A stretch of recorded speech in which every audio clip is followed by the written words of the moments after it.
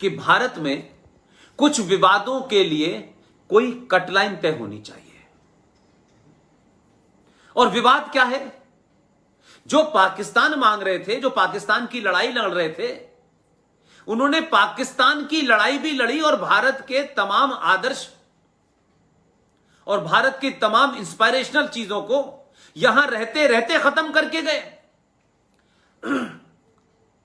तो 1927 और 1937 में कुछ जिहादी नाम के मुसलमान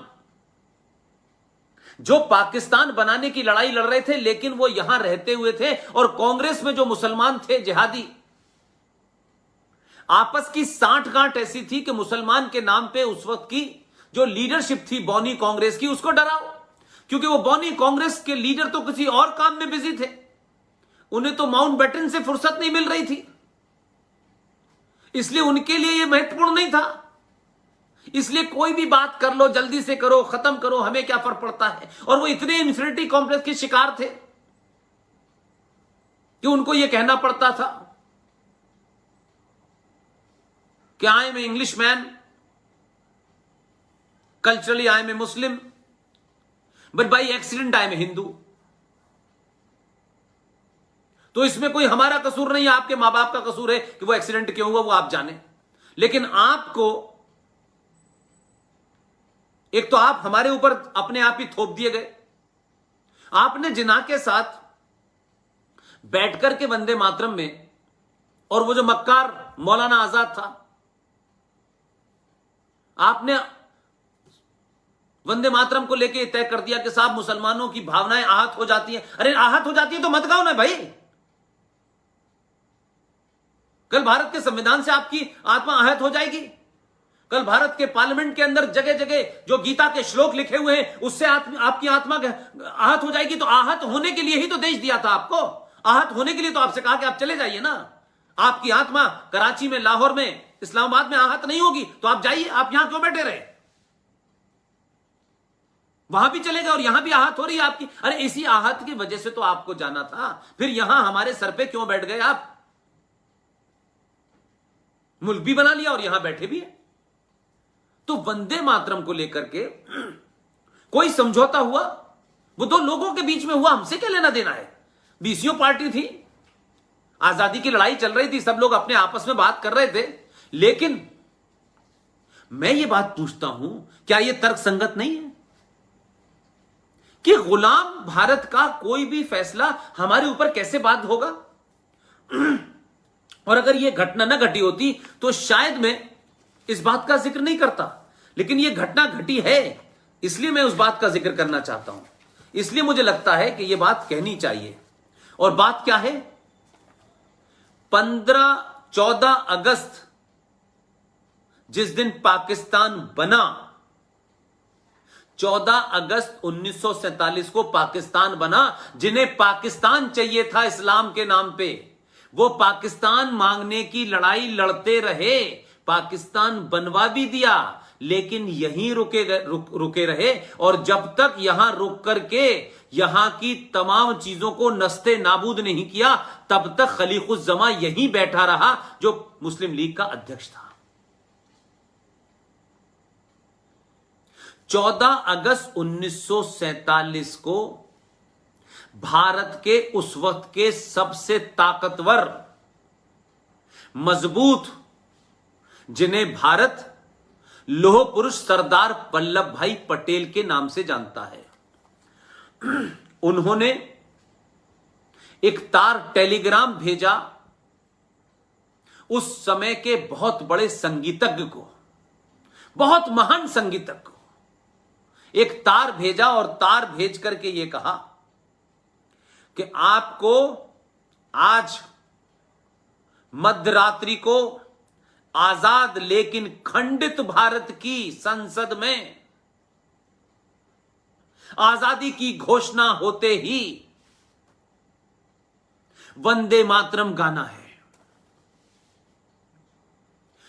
याद रखिए, 14 तारीख को यह भेजा गया, यानी भारत मध्यरात्रि को आजाद हुआ, संसद बैठी, यानी 14 की रात और 15 का पौ फटना, ऐसे मान लीजिए, देश आजाद हुआ, आजादी की घोषणा हुई, तो सरदार पटेल ने जिस देश की महान विभूति को, उस महान संगीतकार को जब ये टेलीग्राम भेजा और ये सब बात बताई, तो आप जरा सोचिए, उस महान संगीतज्ञ ने,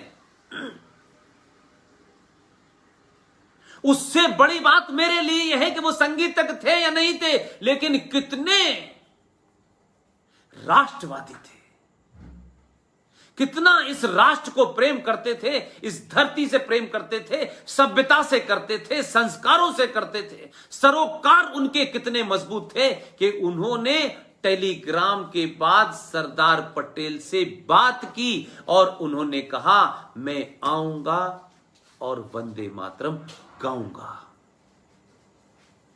लेकिन सोचिए, आज के लोगों के बीच में अगर हम ये सोचें तो आज तो कितने बौने लोग हैं। उन्होंने कहा मेरी एक शर्त है। आज के लोगों की शर्त होती कि मुझे राज्यसभा का टिकट दे दो, मुझे कमीशन का कोई मेंबर बना दो, चेयरमैन बना दो, गवर्नर बना दो, मंत्री बना दो।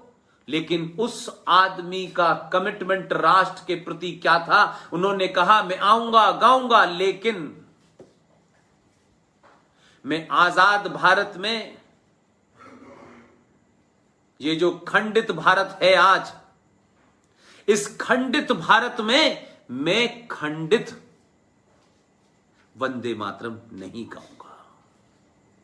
मैं पूरे 9.5 मिनट का 22 पंक्तियों का वंदे मातरम गाऊंगा। सरदार पटेल ने 1 सेकंड नहीं लगाया। उन्होंने कहा पंडित जी, पंडित ओमकार नाथ ठाकुर साहब, आपकी ये शर्त मुझे एकदम कबूल है। पंडित ओमकार नाथ ठाकुर आजाद मगर खंडित भारत की संसद में आजादी की घोषणा के बाद जो वंदे मातरम 9.5 मिनट का 22 पंक्तियों का गाया, किसी की हिम्मत नहीं थी।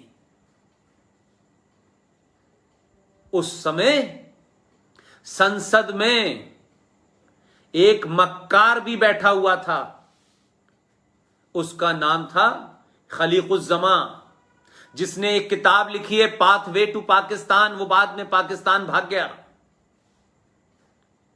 मेरी सिर्फ आपसे इतनी विनती है, केसरिया वाहिनी के लोगों, राज्य को राज्य का काम करने दीजिए। बीच बीच में राज्य को कुछ बातें याद दिलानी है, दिलाइए, लेकिन राष्ट्र को बचाइए। राष्ट्र संकट में है, राज्य संकट में नहीं है। और राष्ट्र इसलिए संकट में है कि पहली बार सत्ता पे राष्ट्रवादी लोगों के बैठने से इस देश के गद्दारों का संकट बढ़ गया है। उनकी नाजायज सत्ता, उनकी इनविजिबल सत्ता को तोड़ना शुरू कर दिया है। इसलिए वो हर बात पे शोर मचा रहे हैं। वो अल्लाह से बार बार कामना कर रहे हैं किसी तरीके से इस वक्त मुल्क की सत्ता पे जो लोग बैठे हैं उनको किसी तरह से चाइना से 2 थप्पड़ पड़ जाएं। इन राष्ट्रवादियों का जो वलवला है, जो जोश है, वो किसी तरीके से कमजोर हो जाए। अगर ये कमजोर नहीं होगा तो हमारी नाजायज बनाई सत्ता खत्म हो रही है। इसलिए लोग टेलीविजन पे भी चाइना को अपना बाप मान के प्रोटेक्ट करते हैं, अगर मगर कर रहे हैं। आपने